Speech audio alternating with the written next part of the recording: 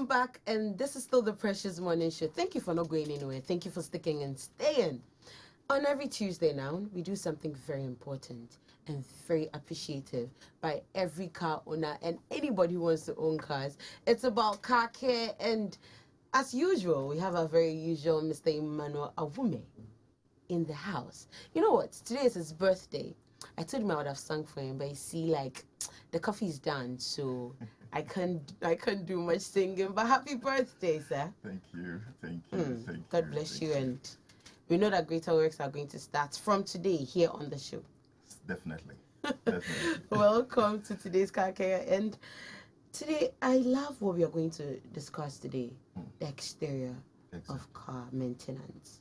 It's interesting the way when you're going to buy a car, you only look at the how you sit in, feel how it feels in the car. Look at the mechanics. Look at the they call this the engine, good, and all that. And we like the body anyways, but we don't really take care of the body. Good. Why should we take care of the body? Good. Now, what carries the passenger in the car? The body. What carries the engine of the car? Good. It means that it plays an important role in the whole mechanism of the automobile. Now, the automobile is sectioned into three major units. Like we earlier said last week, we have the exterior unit, which serves as the body, the interior setting, then the mechanical, electrical, and electronic setting that represents the mechanical. Now, everything, as usual, as we know, requires maintenance to be able to prolong its lifetime usage. In the absence of maintenance and care, you are inducing self-induced depreciation effect on the unit. And so, just as much as prime attention is given to the engines going for maintenance to prolong their service lifetime usage, so do we need to give prime attention to the body condition. Okay, let me ask this question. I've bought a car. I've been using it for like 2 years, 3 years. I'm not seeing any reason to really pay attention to the car, because after all, maybe I wash once a week, you know. For the ladies, we hardly wash our cars because you have to take it to the washing bay and all that. And I don't get any accidents or anything to go and do body works, as they call it. So why should I care about the exterior of the car? Good. Before we proceed, anytime anyone who owns a car wants to go forward in looking at the reason why maintenance is required, the fellow should first reflect on he or she herself, the body. How do you take care of your body as a person? Healthy food, exercise, body massage, and pomading. Every morning you take a shower, you definitely want to pomade your skin to look good and fresh, so your skin doesn't break up and get destroyed. Similarly, it happens to cars. Now, the body is made up of metal components. Now, metal components, when not coated and protected and are exposed to environmental conditions, end up rusting and getting destroyed. Now, to be able to preserve them, to get alongside with the engine as you keep maintaining it, requires that you preserve the metal. That is where paint is put on the surface of the metal that we see as the spray work. Now, this coat layer requires protection and preservation such that it can live long on the surface of the metal component to preserve its usage. So if there's a break in it and water begins to get into the metal itself, rust takes place. Now, the paint work on the body is not only meant to protect, but to also add beauty to the car. Now, you know that the car is one of a prestigious unit. When you're going for meetings or special events, your car represents your image. And so how good the car looks will definitely define your personality. And so you also need to preserve that beauty of the car by making sure the right materials are used even in washing. You don't have to just use. Going to washing. Good. What do we use to wash cars? Because I mostly see Omo. You mostly see the sponge, the normal sponge we use. But I came across wool and foam. Good. What's the difference between that and the normal procedure we do in every washing bay? Good. In our houses. Good. There's this layer on the paint surface called the clear coat or lacquer. It protects the paint itself. The paint has the paintwork on the body are in 3 different layers: the base coat, the paint itself, then the clear coat. Okay. Right? The clear coat covers and protects the paint. Now, the surface of the clear coat is quite sensitive, just like the human skin. So any harsh material coming on it gets it to lose the glossy look of the car. Oh. And so any material, so for instance, the regular sponge that we use in washing, when you examine it, has a very coarse finish. And so that harsh surface, if used continuously, is being used in washing the car, you end up having what we call the swell mark. You will notice this rounded, shady look. Continuous usage ends up causing the paint to lose its gloss. Even using the ordinary duster, it's not advisable because it has a rough course. That is not friendly to the paintwork. So we usually use wool, foam, and then the chamois leather, which are all friendly in terms of its constituents in being used in rubbing the surface of the paint. And when you use these materials effectively, you can maintain the condition of your paintwork even for 10 years.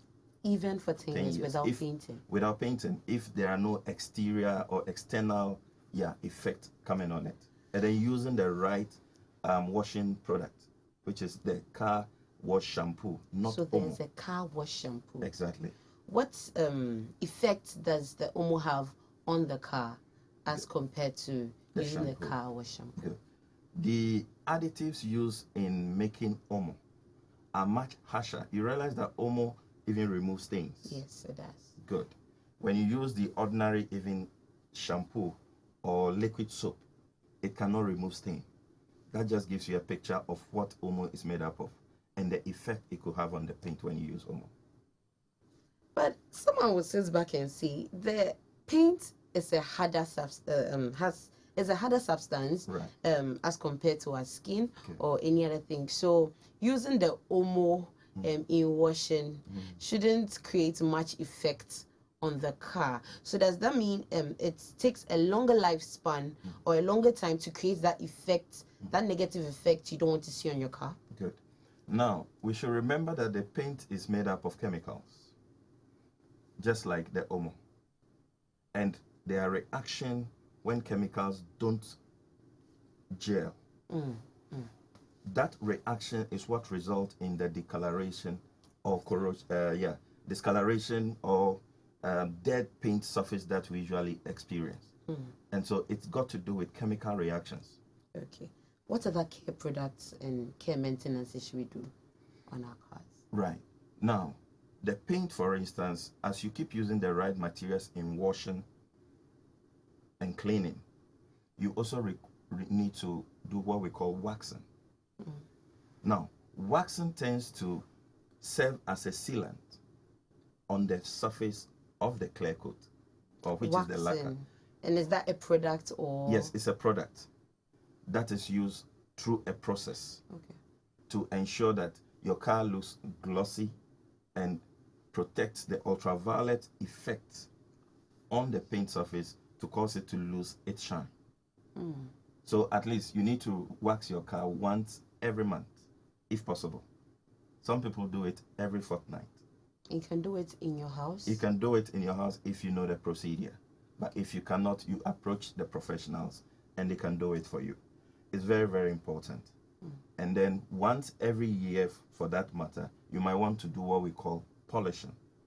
Polishing tends to help eliminate micro scratches and re-enhances the paintwork like the showroom condition without you necessarily respraying. And what's the difference between the polishing and the waxing?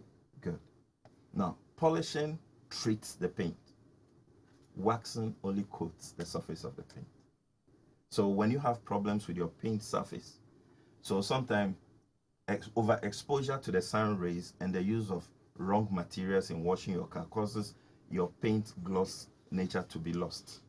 And if there is no major problem with the body and with the paint, polishing can recondition or restore the paintwork back without you having to respray. Oh, great. It's an advanced form of treatment, and you can have maintained the original paintwork on the car as it came from home. The idea is you must minimize the number of spray work you put on your car surface. Mostly, you'll see some condition of paintwork very good, but the owner is not too comfortable with some of the micro scratches and say, I'm going to respray the car, or I'm going to just blow it.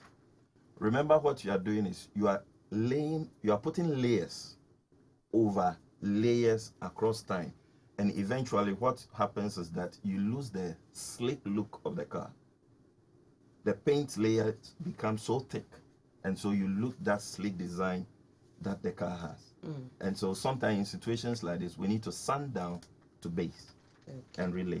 Okay, let me announce the WhatsApp line shortly, then we come back to more interesting questions I have. We are discussing the exterior of the car, how to keep your car, not just the internal parts and the mechanical parts, but today we are discussing the exterior part of the car, how to keep your paint looking glossy all the time. 0203438710 is the number to WhatsApp us on right now. I'm going to open the phone line shortly, so if you have any questions, you can ask Mr. Cecil over here. But Mr. Cecil, back to you. We have this habit of not covering our cars and leaving them in the open. Right. Does that have an effect on the car? That's the exterior. Yeah, it depends on the environment. When you don't cover it and you are in an environment that is not dusty or sunny, it's okay. It's only when you are in an environment that is not friendly to the paintwork, maybe very dusty condition environment, then at least covering it is advisable. Now, it is not also advisable to cover your car and leave it in the bare sun, because heat will be what? Accumulated inside, especially for a long time. Some people are traveling, they park their car outside and they cover it. Imagine the heat that will be stored in. It goes a long way to affect the interior, what we call the vinyl materials in the car. So sometimes you see some dashboard begin to crack. Yes, I've seen that. Some begin to become sticky. It's the over concentration of heat in the car that affects the composition of the materials that are used in manufacturing the interior. And so it depends on the environment. So it depends on your environment. Yes. And also the sunny nature of the place you are in at the moment. Yes. What is the non-acidic water and clean water? What's the difference between them and the effects they have on a car too? Good. Now, for instance, we know our pipe-borne water is well treated and all acidic content are eliminated to make it friendly for consumption. Now, some borehole waters have high rate of acidic content, even when treated. And so when this type of water is used in washing the car, you begin to realize some slick lines that are left on the glass surface and on the paint surface. Even when you use shampoo or the Omo or whatever to wash it, it becomes almost permanent. So when you examine your car glass and you realize these slick lines, I thought it was because of the way we roll down and up. No, those are scratch marks, but they are these ones, they look like the leftover of soapy water. Okay. Yeah, you see it roll all over the glass surface and some are on the paint surface. It's because of the acidic content, chemicals in the water. Some of them are so sticky, especially the borehole that have salt content in them. You clean and clean and clean, and you can never have the clear look condition of the glass nor even the paintwork. So conditions like this is where polishing comes in, which is able to eliminate or cut away those layers that have become permanent on the surface of the glass and the paintwork. And so it becomes risky using such acidic content water in washing your car. Okay. Avoidance of putting harsh materials on your cars or heavy materials on your cars, what effects does it have? Because it's normal, people do that every time. A lady holds her bag and she puts it on the bonnet, or she's standing behind, she puts it. It's very normal to do that. And how does that have an effect on the exterior of the car? Good. It looks very normal, but unfortunately, it's not right. Not right. Okay, because like we earlier said, the paint surface is very sensitive. Most of the time, you put the bag on, you don't lift it. Yeah. You end up probably dragging it. It's And normal. science tells us that when two hard surfaces rub each other, what happens? Scratch and friction. And so it goes to be damaging your paint gradually, and eventually you lose that good look of your paintwork. And then two, leaning on the car body is also not advisable, because you have buttons on your pocket, especially women. You have your belt hose, any harsh material on your, as you lean on the car and you start moving to the left, to the right, friction is taking place. By the time you realize, you are leaving marks on your paint surface. So anything that will have any negative effect on the paint surface, it's not advisable to do that. Okay, so let me open the phone lines now. We have just like a minute or two to take one or two calls. 02071000001 is the number to call in and talk to Mr. Cecil. He's a car expert. In fact, he's the CEO of Cecil Consult, and he's a car care consultant. Call him now and he's going to answer the questions that you have. Any question you have at all. Mr. Cecil. Yes, madam. Now, let's look at the number of times or the span you must paint and repaint your car. Right. Painting or repainting your car is relative and is dependent on how you care for your car. If you take very good care of your car, like the education we are given, you might not spray your car even for the next 3-4 years. Yes. I have very practical examples to this. Okay, so it depends on how you care for the paintwork. Will tell how far you can go with it and call for a respray. So it is individualistic, dependent. It depends on you, the owner, how good you are taking care of your car. Will depend on you. Don't necessarily need to spray your car if you don't have to. Yeah, if you follow the right procedures, you can really maintain the surface of your car very well for a long time. For a long time. So that's why I always advocate that. You see, a lot goes into buying this car. You work so hard, save so much money, buy the car, and you ignore the maintenance. But lack of maintenance takes a chunk of your income.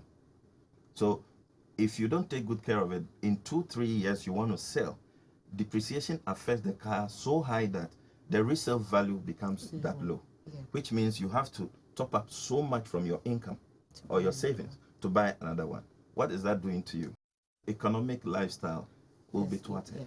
So I have my first caller on the line, and let's pick that caller. Hello, precious morning. Hello. Oh, so sorry, you're again right now, and we are going to pick that call, and Mr. Cecil is going to attend to you. Mr. Cecil, now I've seen that, I've seen this on taxis a lot, where you see a side of a taxi, should I say, rust, then the next minute or the next day or next week, you see that he had sprayed that side. Is that advisable?